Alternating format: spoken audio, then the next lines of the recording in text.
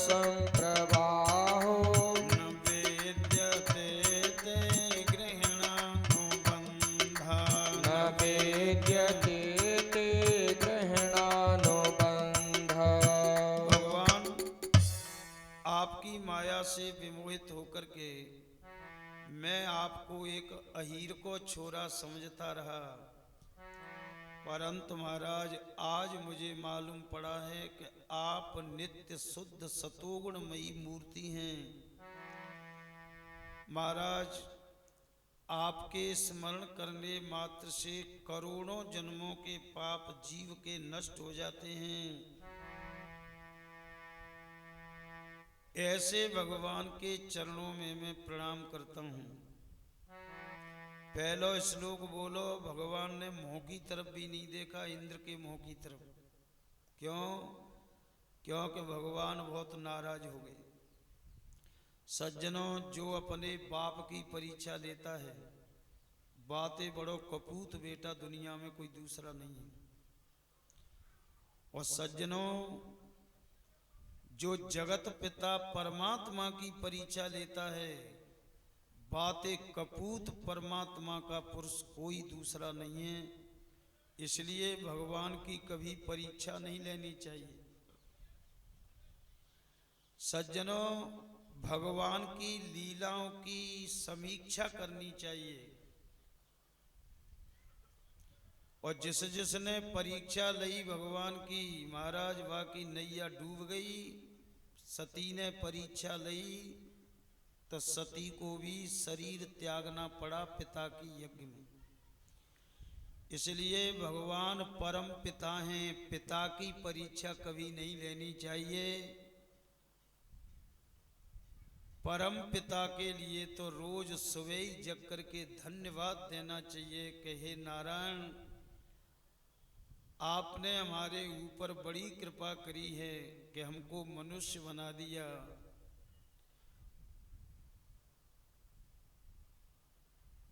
क्योंकि भगवान को धन्यवाद देना चाहिए।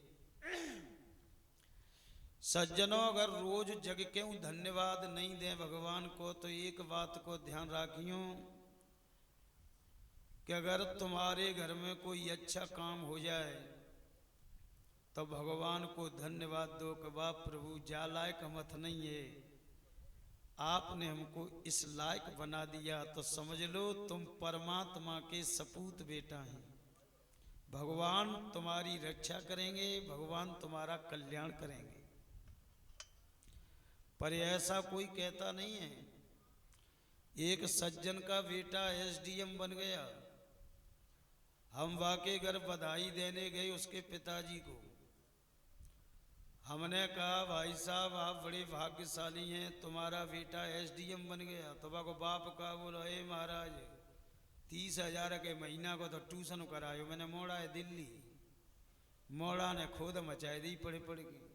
परिवार के मुंह में जे आगे नहीं लगी कि भगवान की कृपा हुई है। ऐसे कपूत बेटा होते हैं भगवान के, ये रोते हैं जिंदगी में बुरी तरह।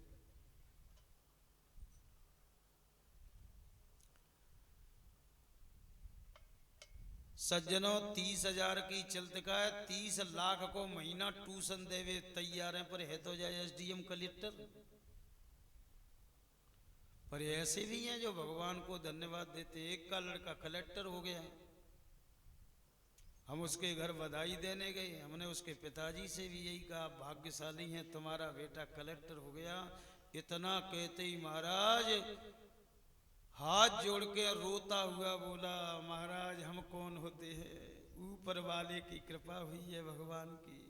महाराज अब तो टूटी फूटी झोपड़ी में रहते थे। हमने जिंदगी में कभी नहीं सोचा कि एक दिन हमारा बेटा कलेक्टर हो जाएगा। ये भगवान की कृपा हुई है। वो बेचारो जमीन में लेट गया, पैर पकड़ लिए, भगवान को धन्यवाद दे रहा है। ये होते हैं भगवान के सपूत बेटा।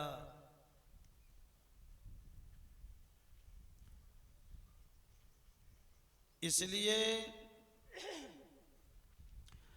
इंद्र महाराज कह रहे हैं, भगवान आपकी मैंने परीक्षा ले डाली, मैं कपूत बेटाओं में मेरी गिनती हो गई।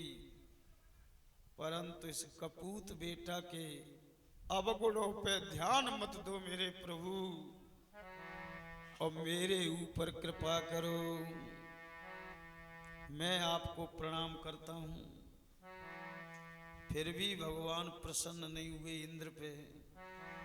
तब सज्जनों अगला श्लोक बोला इंद्र ने, जा श्लोक को सुन के ही भगवान प्रसन्न हो गए। श्लोक कौन सा है?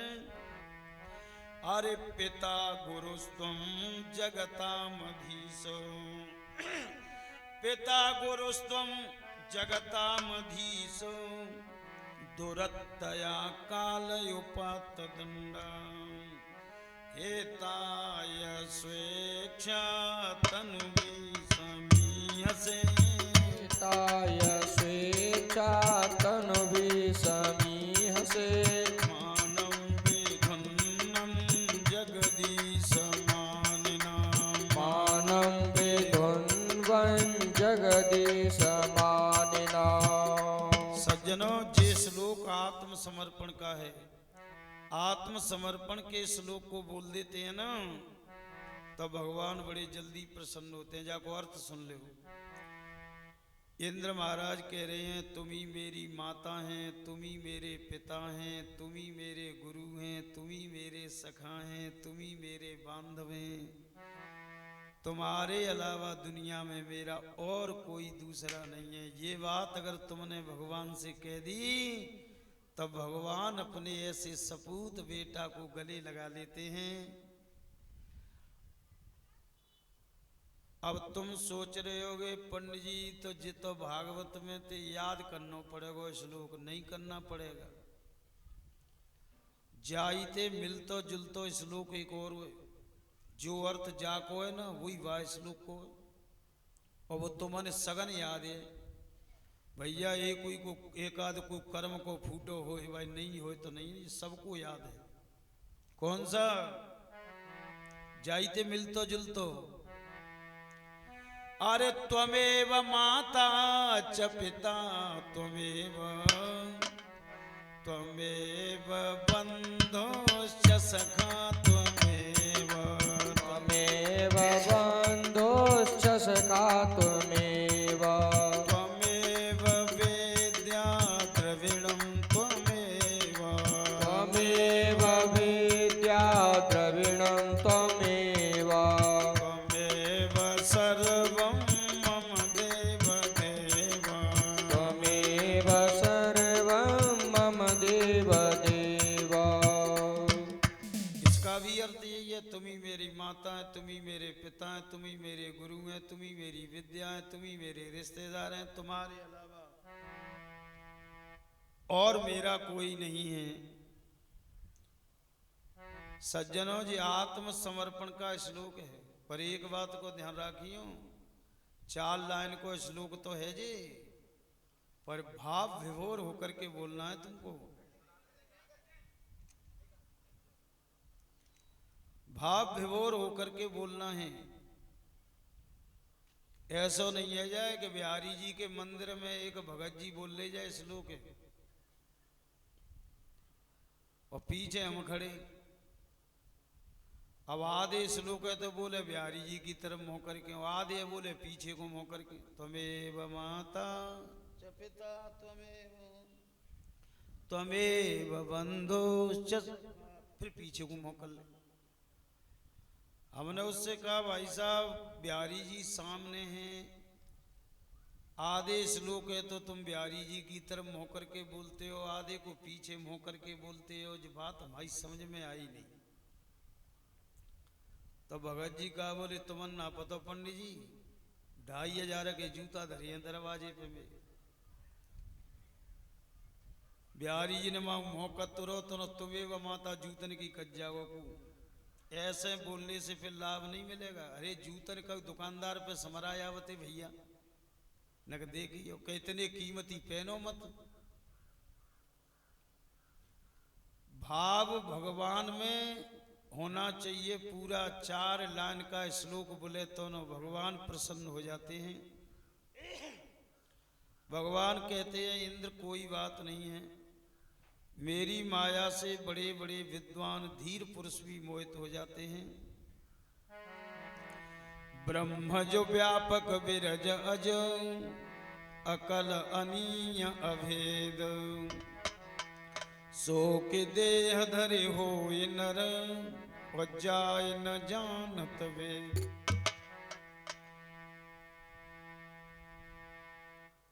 अरे जग पे खन तुम देखने हारे, अरे जग पे खन तुम देखने हारे, और विधि हरे शंभु न चावने हारे। विधि हरे शंभु न चावने हारे, देउ न जाने मर्म तुम्हारा, और कौन जो जाने हारा। देउ न जाने मर्म तुम्हारा, और कौन जो जानने हारा। चिंता मत करो इंद्रदेव, मेरी माया से ब्रह्मा जी तक भी मोहित हो जाते हैं। अब जाओ स्वर्ग में राज्य करो, मेरे बताए हुए नियमों का पालन करो। इंद्रदेव ने भगवान कन्हैया जी के गले में माला पहनाई, चरणों में दंडवत प्रणाम करके गोवर्धन आए। गोवर्धन से अपने हाथी ऐरावत पे बैठ के स्वर्ग को चले गए इंद्रदेव। और कन्हैया जी महाराज ग्वाल वालों को साथ लेकर के गाय चराने के लिए चले गए। सुखदेव जी महाराज कहते हैं, राजन परीक्षित,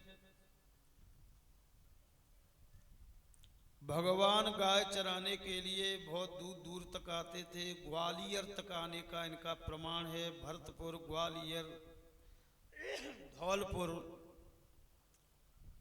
यहां तक गाय चराने के लिए आते थे। सज्जनों, 4 दिन हो गए वृंदावन नहीं लौटे, उनका कलेवा खत्म हो गया। ग्वालवाल बोले कि जाओ, पास में ही अंगिरा गोत्री ब्राह्मण यज्ञ करा रहे हैं, आप भोजन पायाओ, मेरे लिए भोजन ले आओ। सज्जनों, उस समय ब्राह्मण तो भांग के नशा में चूर थे, इसलिए उन्होंने तो ग्वाल वालों की बात पे कोई ध्यान नहीं दिया। परंतु ब्राह्मणों की जो पत्नी थी ब्राह्मणी, वे ग्वाल वालों से कहने लगी, कहाँ है हमारे कन्हैया? बोले फलानी जगह जंगल में से। भोजन परोस के थालियों में ग्वाल वालों को अपने साथ लेकर के जंगल में पहुंची, और वे ब्राह्मणी हाथ जोड़ के बोली, महाराज आज हमारी यज्ञ पूर्ण हो गई, हमने आपके दर्शन किए हैं।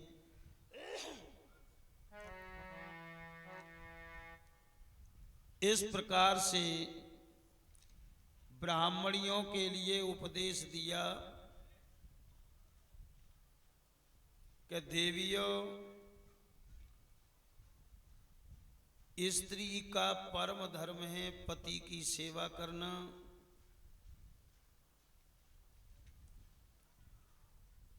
और चाहे भाग्य से पति कैसा भी मिल जाए। क्या कह रहे हैं भागवत में, दुस्सीलो दुर्भगो वृद्धो, जड़ो रोग्य धनो पिबा, पतिभिर्नहातव्यो लोके सुसुरपात गई। चाहे पति भाग्य से कैसा भी मिल जाए, बूढ़ा हो, लंगड़ा हो, क्रोधी हो, कोढ़ी हो, दीन दुखी हो, ऐसे पति का भी स्वप्न में अपमान नहीं करना चाहिए।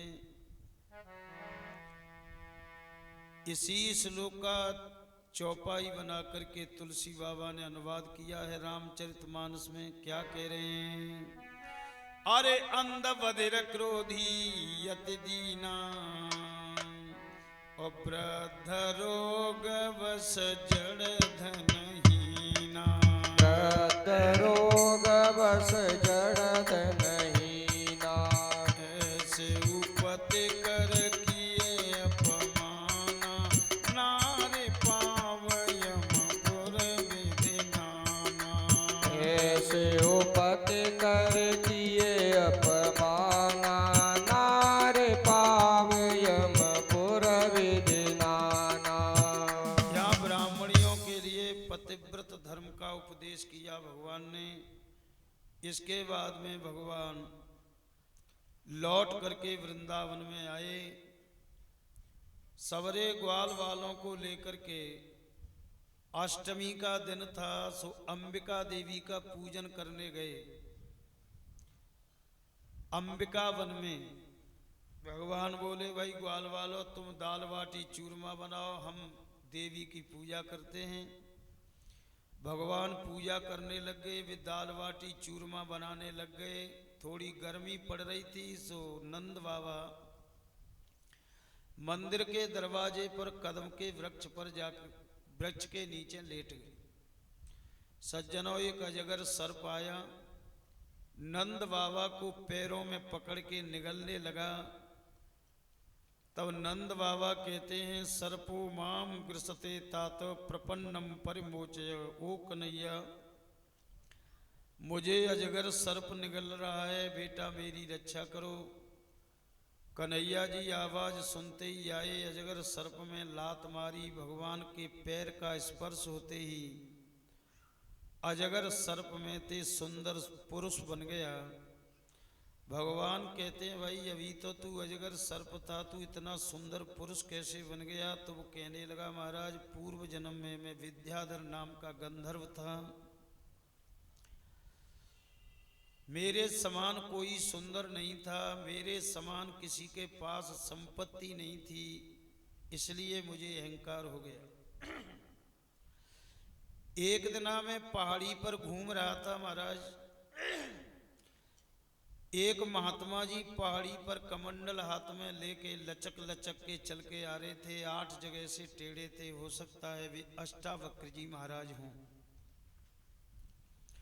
महाराज मैंने महात्मा जी से मजाक कर दी, क्योंकि मैं तो अहंकारी था।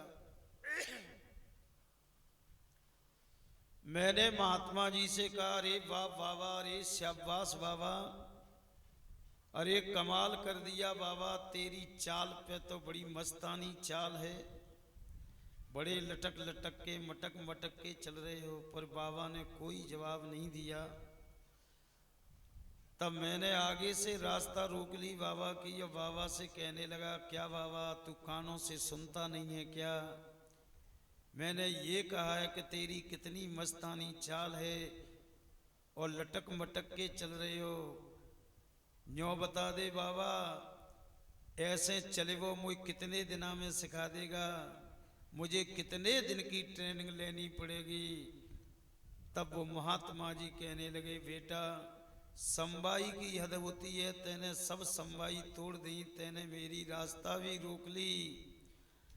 अब कान खोल के सुन ले बेटा, तो ट्रेनिंग लेने की जरूरत नहीं पड़ेगी, तो सीखने की जरूरत नहीं पड़ेगी। मैं तुझे श्राप देता हूं कि तू सर्प बन जा। और बेटा मैं तो 8 जगह से टेढ़ा मेढ़ा चलता हूं, पर तू 16 जगह से टेढ़ो मेढ़ो चलेगो। महात्मा जी ने श्राप दे दिया। महाराज उसी समय मेरा सर्प का रूप हो गया।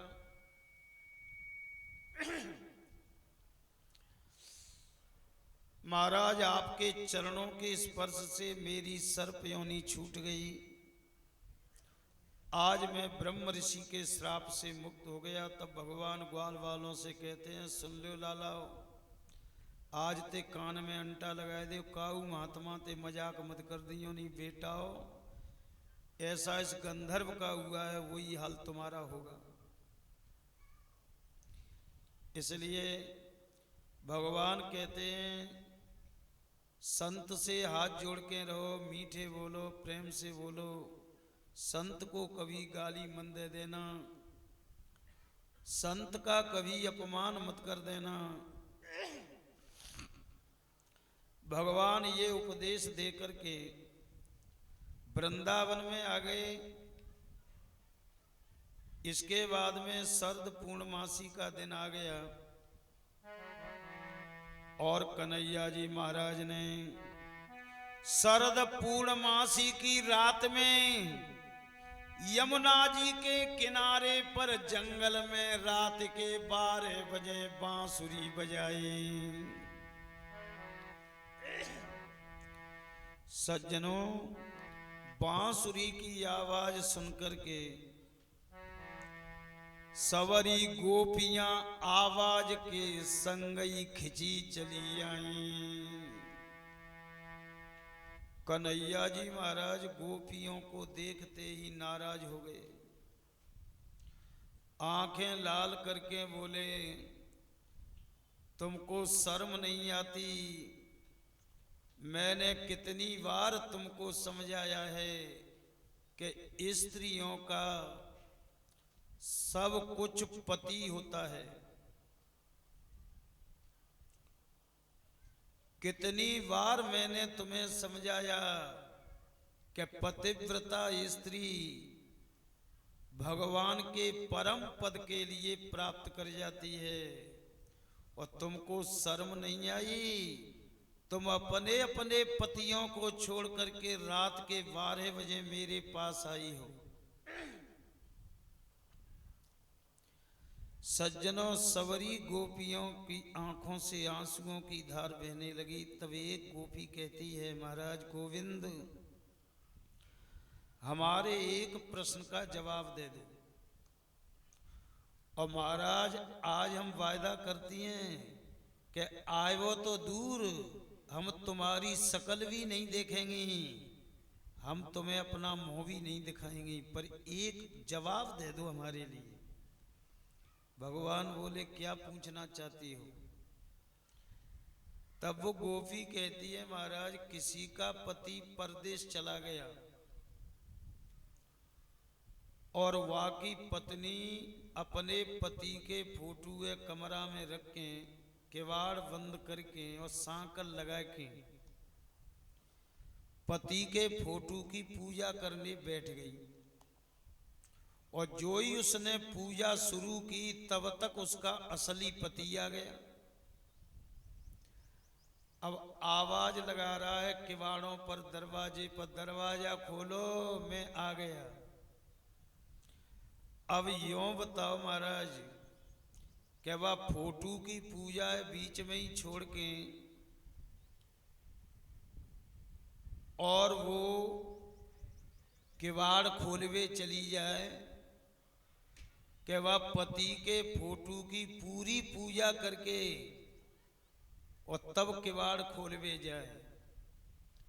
भगवान बोले, ये भी कोई पूछने की बात है? जब असली पति आ गया तो फोटो की पूजा की क्या जरूरत है? फिर तो दरवाजा खोलो, पति के चरण छुओ, चरणों को जल से धो के चरणों तक पियो। गोपियां बोली, तो बस महाराज, असली जगत पति तो आप हैं। जिस संसार के पति तो सग फोटू हैं, माटी के मटूला हैं। पति को परमेश्वर इसलिए कहते हैं, जो पति परमेश्वर के दर्शन करवा दे पत्नी है, वो तो पति परमेश्वर है। अब महाराज, पति देव दारू पी के और नाली में डरे हैं और मोहर गिर रहे हैं, जिका हुए मिलवा देंगे का भगवान से? महाराज, पति में इतना ज्ञान नहीं है तो वो पत्नी को उपदेश करता है कि भाई मैं तो ज्ञानी नहीं हूं, पर देखो बदरेठा भाई पंडित जी कथा सुना रहे हैं अशोक दिघर्रा जी के यहाँ, तुम रोज सुनने जाओ। बहुत जाने घर के काम की आय पड़ेगी तो हम कर लेंगे, हम तो जा नहीं सकते क्योंकि दुकान पे जा रहे हैं।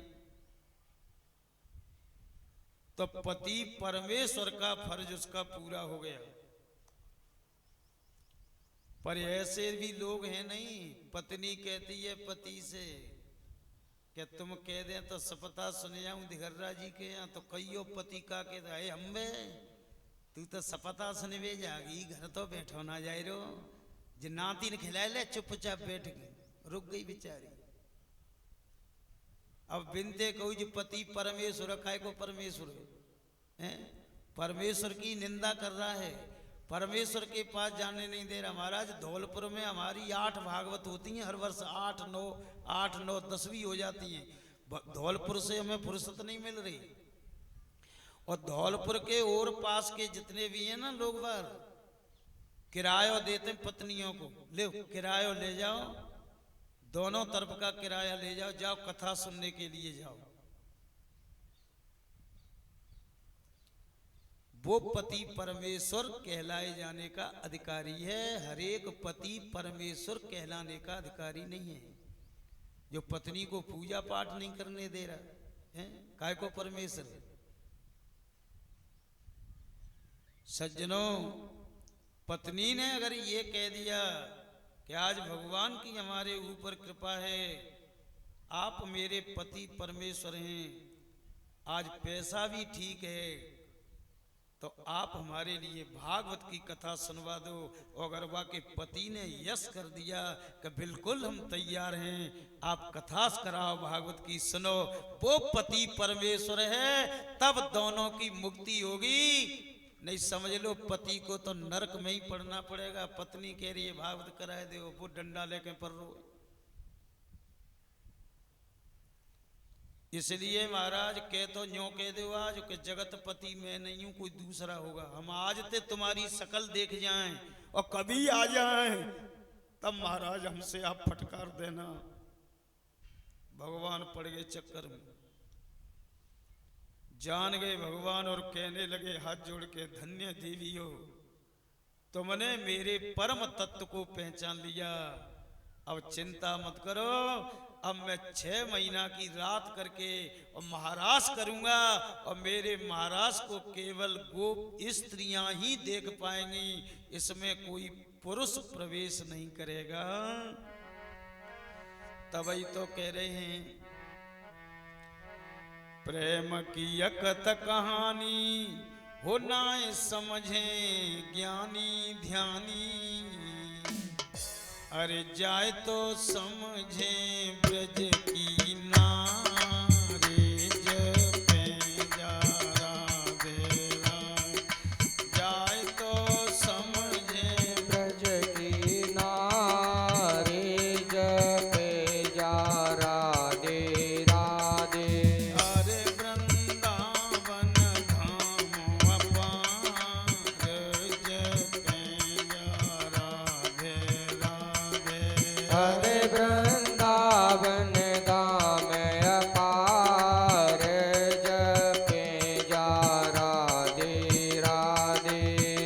जय वृंदावन की लीला मत समझो गुर को चीला। जय वृंदावन की लीला मत समझो गुर को चीला। जाते ऋषि मुनि गए हारे जपे जा राधे राधे। जाते ऋषि मुनि गए हारे जपे जा राधे राधे। हरे वृंदावन धाम अपार जपे जा राधे राधे। हरे वृंदावन धाम अपार जपे जा राधे राधे। ये तू वृंदावन में आयो तेने राधा नाम न गायो। तू वृंदावन में आयो तेने राधा नाम न गायो। तेरे जय हो। जीवन को धिक्कार जपे जा राधे राधे। तेरे जीवन को धिक्कार जपे जा राधे राधे।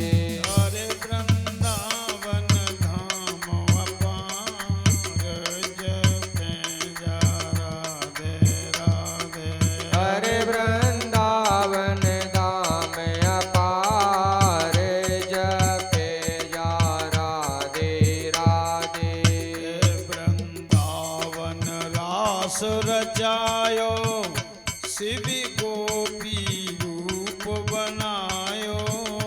वृंदावन रास रचायो शिव गोपी वेश बनायो। भोला बन गए नर से नारे जपे जा राधे राधे। भोला बन गए नर से नारे जपे जा राधे राधे। हरे वृंदावन धाम अपार जपे जा राधे राधे। हरे वृंदावन धाम अपार जपे जा राधे राधे। भगवान कहते हैं गोपियों, तुमने मेरे परम तत्व के लिए जान लिया, इसलिए मैं महाराज की रचना करूंगा। सभी गोपियां उस महाराज को देखने की अधिकारी हैं, परंतु पुरुष कोई उसका अधिकारी नहीं होगा। सुखदेव जी महाराज कहते हैं, राजन योग मायाम चमाश्रित्य। भगवान ने योग माया के लिए बुलाया। भगवान कहते हैं योग माया 8 कोस के बीच में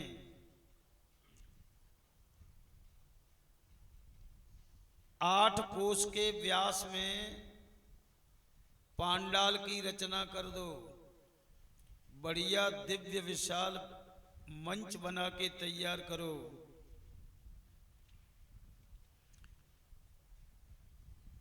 मैं 6 महीने महाराज करूंगा। सज्जनों, भगवान ने योग बल के द्वारा 6 महीना की रात कर दी। योग माया ने पांडाल निर्माण करके तैयार कर दिया, विशाल मंच बना दिया। मंच पे सब प्रकार के बाजे रखे हैं संगीत के।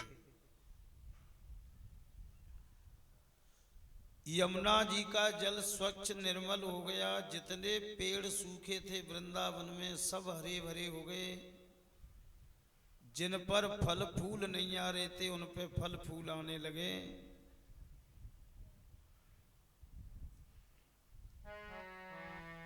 सज्जनों, ठंडी ठंडी सुगंधी देने वाली हवा, पुरवैया हवा चलने लगी।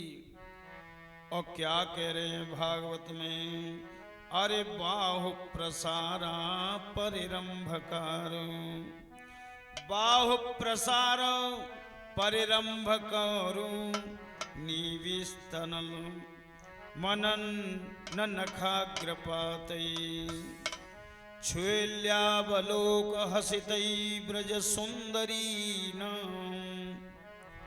मुत्तम भयन रतिपतिम रमयांचकारो। सुंदर सुगंधित हवा बहने लगी। सुखदेव जी महाराज कहते हैं, राजन जितनी गोपियां थीं कन्हैया जी ने योग बल के द्वारा अपने उतने ही रूप धारण कर लिए। एक एक कन्हैया एक एक गोपी का श्रृंगार अपने हाथों से कर रहे हैं।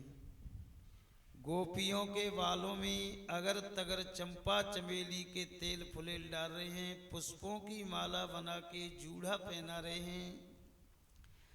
भगवान सुंदर रेशमी साड़ी गोपियों को पहना रहे हैं। और सुखदेव जी महाराज कह रहे हैं, राजन 3 लोक का नाथ जिसका श्रृंगार कर रहा हो, उसके श्रृंगार का वर्णन सरस्वती करें तो वो भी जिंदगी भर में नहीं कर पाएंगी।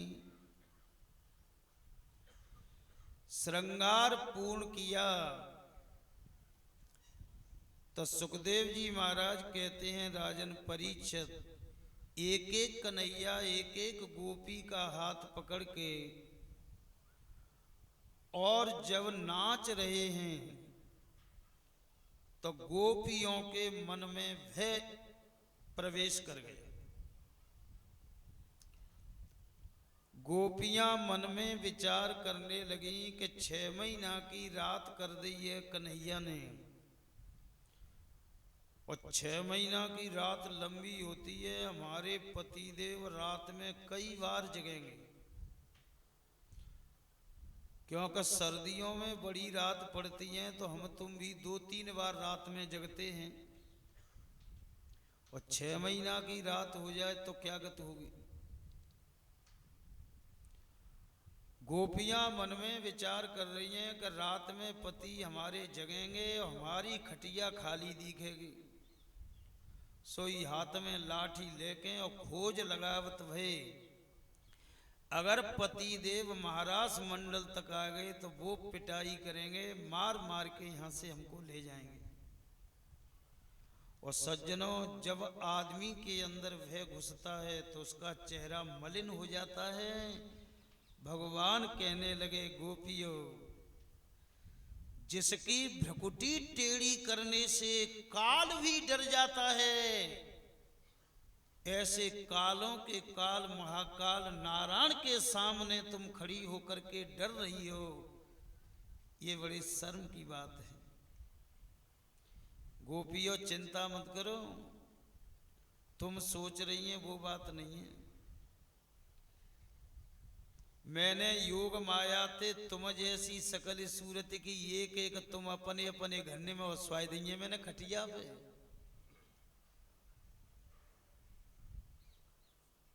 पतिदेव जगत है ना रात में, तो ये कदम देखते पत्नी की खटिया और देखते के हम का कहते हमारी तो जे सोई रही है भैया, का गई होगी ताकि गई होगी, हमारी तो जे सोई रही है, हमारी तो जे सोई रही है, सब इसी बात को। भगवान ने योग बल से वैसी गोपियां बनाई, अपने अपने घर में खटियाओं पे सुलाई। सुखदेव जी महाराज कहते हैं, राजन एक बात तुम्हारे लिए और बताएं, माताओं के अंदर अहंकार बहुत जल्दी उत्पन्न होता है। नेक माता जी का पति एसपी बन जाए या एसडीएम बन जाए या कलेक्टर बन जाए, फिर देखो उसके नक्शे। मोहल्ला वारी से बात थोड़ी करती हैं, कीड़े मकोड़े समझते हैं वे औरों को, तो ये क्या है अहंकार। महाराज मैं यूं कहता हूं, माताओं को पहले होए गरीब स्थिति, फिर है जाए मेरे पे पैसा, अहंकार हो जाता है, किसी को ठहरने भी नहीं देती मोहल्ला में। अब गोपियों को अहंकार हो गया और नाचत में का बोली कि देख लो हमको, हमते बड़ो दुनिया में कोई नहीं है, हमने 3 लोग के नाथ को उंगली पकड़ के नचा दिया, हमसे बड़ा कौन है। अहंकार आ गया, और अहंकार के सामने भगवान ठहरते नहीं हैं, भगवान अंतर ध्यान हो गए। जब भगवान अंतर ध्यान हुए तो सज्जनों, गोपियों को ऐसे लगा जैसे हमारे प्राण ही निकल गए हों। गोपियां रोने लगी और रो रो करके कहने लगी, गोविंद तुम्हारे ऊपर तो हमने अपने पतियों का भी त्याग कर दिया, तुम्हारी शरण में आई, आज तुम भी हमको छोड़ करके चले गए। अब गोपियां खोज लगाती हुई पांडाल से निकल के यमुना किनारे पर पहुंच गई। और सज्जनों, गोपियों ने वहां यमुना किनारे पर भगवान की याद में रो रो करके गीत गाया है। इसको भागवत में कहते हैं गोपी गीत। अब गोपियां क्या कह रही हैं, जयते तेधिकम जन्मना व्रजा श्रयत इंद्रा सस्वदत्र दयत दृश्यता दीक्षतावका स्त्वये धृता सवस्त्वां विचिन्वते। गोपियां कहती हैं गोविंद, जब इस ब्रज में आपका जन्म भी नहीं हुआ था, उस समय इस ब्रज में इतनी गरीबी थी महाराज कि एक टाइम के भोजन के बाद में दूसरे टाइम के भोजन की भी व्यवस्था नहीं थी।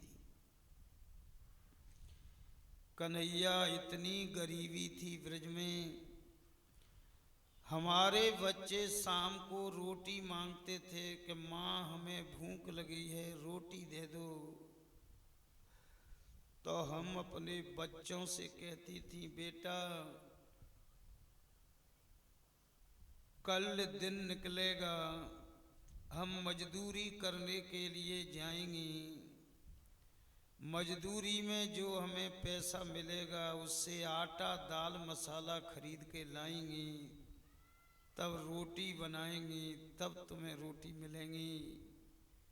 हम अपने बच्चों को दबदोर के सुला देती थी।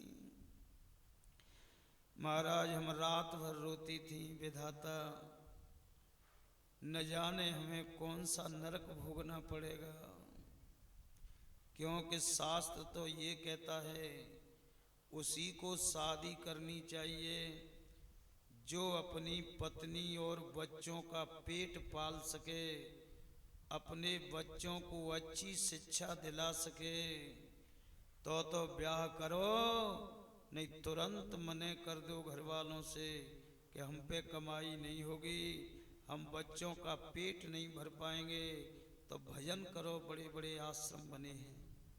अगर सज्जनों शादी करने के बाद में बच्चों की परवरिश नहीं कर पाए, उन्हें पेट भर रोटी नहीं दे पाए, ऐसे माता पिता पुंभी नाम के नरक में करोड़ों वर्षों तक कष्ट भोगते हैं। ये शास्त्र का लेख है। सज्जनों,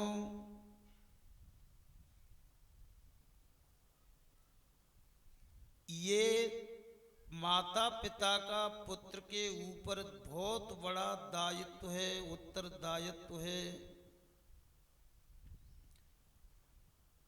तो हम ये रोती थी कि विधाता हमें न जाने कौन सा नरक भोगना पड़ेगा, हम बच्चों को रोटी भी नहीं खिला पाए, तो हम रात भर रोती थी। परंतु गोविंद